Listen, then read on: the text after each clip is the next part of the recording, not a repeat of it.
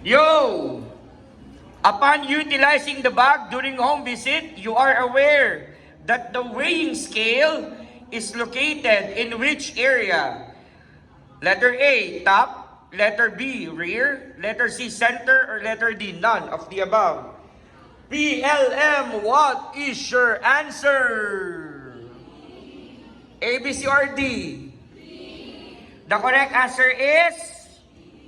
Guys, ang tinatanong dito, timbangan. Kaya nyo bang ilagay ang timbangan sa bag? Guys, ang nasa loob ng bag, baby scale. Baby scale. Nakukuha ba? Pang ano natin yan? Pantimbang ng neonate. Nakukuha ba? So tama naman na may pantimbang, pero baby scale. So the correct answer here is none of the above. Lagi mong tatandaan, ladies and gentlemen, ang mga barangay health station po natin, meron tayong mga nakalocate dyan na mga weighing scale. Kung sakaling man, mag-group conference tayo or parang medical mission type, or mag-home visit, ang dinadala natin na timbangan, ladies and gentlemen, ay yung tawag dito, yung weighing scale na sinasabit. Madalas kasi, ang tinitimbang lang naman natin dito, 5 years old pababa.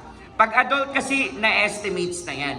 Unless otherwise, kailangan talagang timbangin si sir or si madam kung adult, papapuntahin natin yan sa health center for proper diagnosis.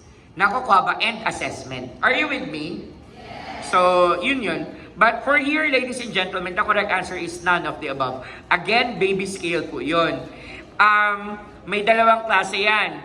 Bakal at yung plastic. Ako ay highly recommend yung bakal. Medyo mahal, pero yun kasi, ladies and gentlemen, mas matibay. Gumamit na ako dati ng plastic, madali siyang masira.